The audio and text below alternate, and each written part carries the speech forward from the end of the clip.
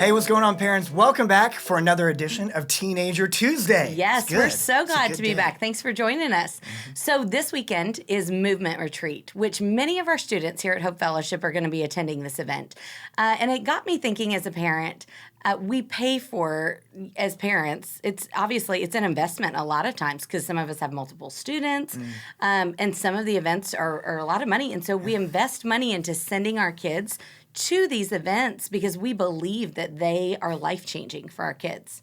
Yeah. But it got me thinking as a parent, how do I as a parent capitalize after the event? Because I know as a teenager, I went to things like, even if your student can't come this weekend, there are things like camps and missions trips, even big school events or other church events and weekends.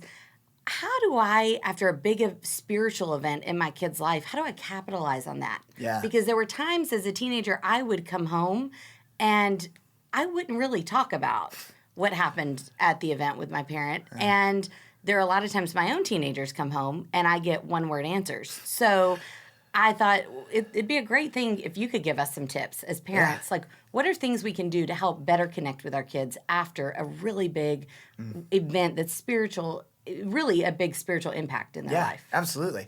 Now, we have 7 tips that we give to parents. And in fact, you can find this online on the parent resource part of our website. But the first one you actually mentioned last week. Oh, yeah. That's a pretty good one. About, pretty simply, just buy them food.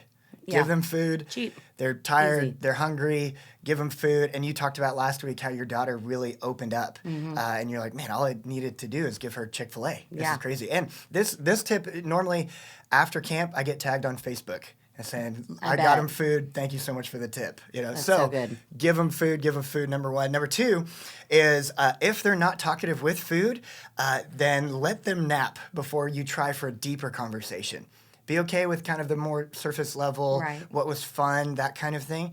But if food's not working, they're probably pretty tired, and just let them nap. Because they've spent many nights just staying up all night long. All with you night guys. long. We have worn them out for you. We have made them tired. It's a for bonus you. to what we're paying for, so they come home tired. Yeah. So let them nap, and then try to go for the deeper stuff later. That's good. I like which that. Leads to, like you were saying, the one-word answers. How do you get past good? When I got saved, I gave my heart to God at a summer camp, and I came home, and my mom asked me how camp was, and I said, good. You were one of those. Yeah. And that's all she got from me. And then she actually found out from a youth pastor that I gave my heart to Jesus.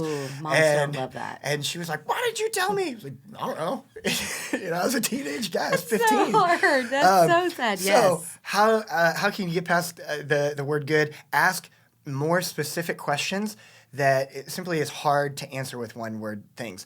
Not only what was your favorite, because you can ask a question that leads to another question.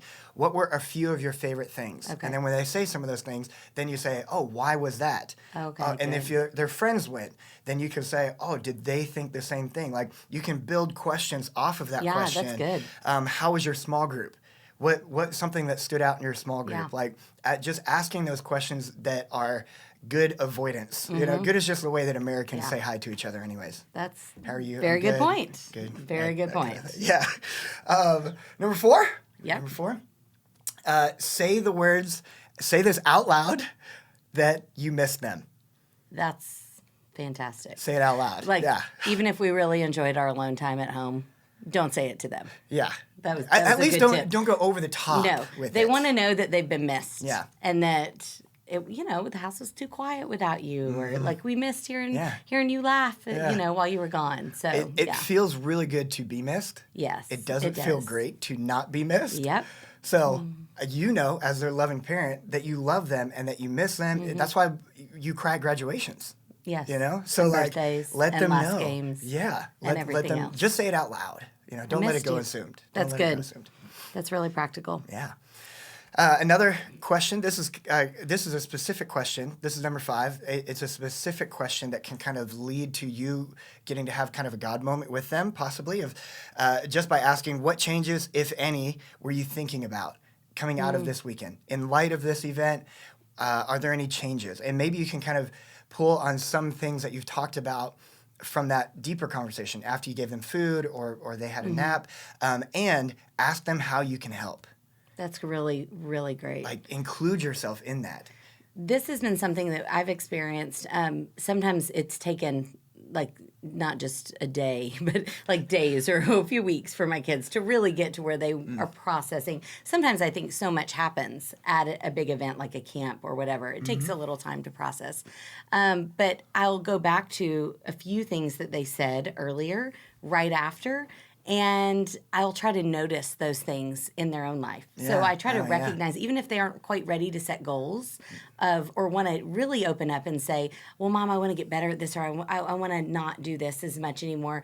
I'll try to recognize that I can see their behavior shifting Yeah. and changing, because Yeah. I believe what gets celebrated gets repeated. Yep. And when I notice those things, that's just great positive affirmation Yeah. for them. Oh, That, absolutely. like, hey, I see that you really are striving to do this. And as a parent, I try really hard that when they take a step backwards, like just recognizing they're human. Yeah. They're teenagers. They aren't fully developed. They're gonna screw up. And even Yeah. if they have these great moments and they want to shift some behaviors, it's gonna take some time Yeah. for that behavior to shift. Yeah. So not going back and saying, I thought Jesus changed you.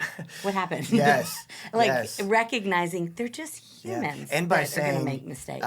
sorry to interrupt. No, you're but, good. And by saying, how can I help? Yes. Then shows them that you're not there to find out when they mess up. Yes, You're there to totally. help them succeed. You're on the same team. Absolutely. You're on the same team, Yeah. and recognizing those things and just encouraging them that even when they do make mistakes, keep moving forward. It's one step forward, two steps back. Yeah. That's okay. Yeah. So and that's it kind of moves into another kind of spiritual leader sense that is number 6, which is just simply pray for them when you're done Yeah. talking.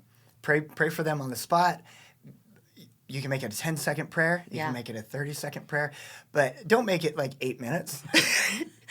we've all had those prayer people before meals, that we really Oh, want to yeah. eat. They're We're praying like, for world "Are they peace, done?" and you're just wanting to eat it while it's hot, you know, Right, or something right. like that. No, I think sometimes as parents we overthink the whole prayer aspect, and we think our kids need us to be this really spiritual know-it-all. Yeah. And even as a pastor, I try sometimes to not I don't want to over spiritualize everything with my kids, but I Sure. still want to sit there and just pray with them and help them recognize, like, I'm praying for you on my own daily anyway, Yeah. but to pray with you is a very different thing, and it doesn't take a lot, and you don't have to use a lot of big words or anything, even if you're not used to praying out loud.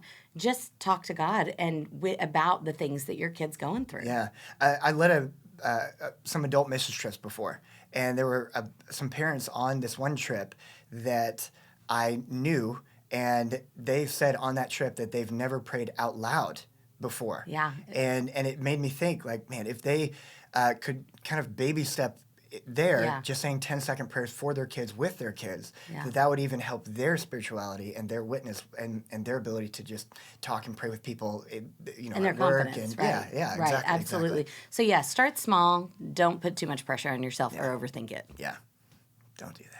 Don't. Nobody overthinks it. Nobody overthinks things. The very last thing is number 7, is if something big did happen, or even just if there's something to celebrate, let the small group leader know, let the staff know what impacted them. How did God impact them? How did God change them? And even bigger than staff-wise, I think it's huge for our small group leaders to hear this, to know this.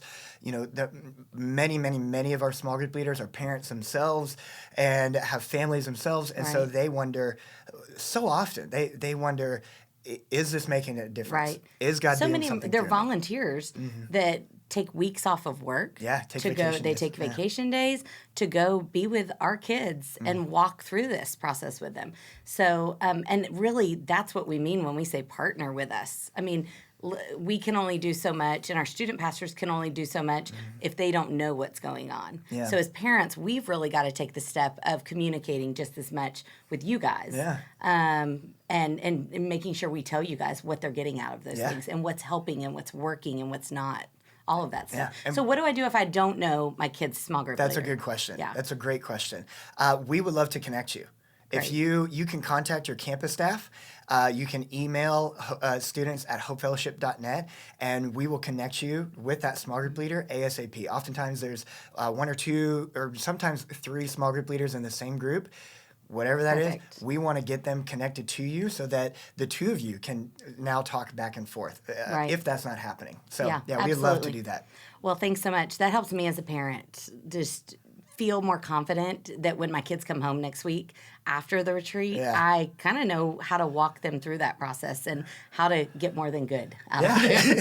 So, for sure. Yeah. So, I hope that was helpful for you guys as well. Yeah. And now signing off. Absolutely. I love this. You can do this. You're not alone. God is with you, and so are we. Have a great week. See you guys.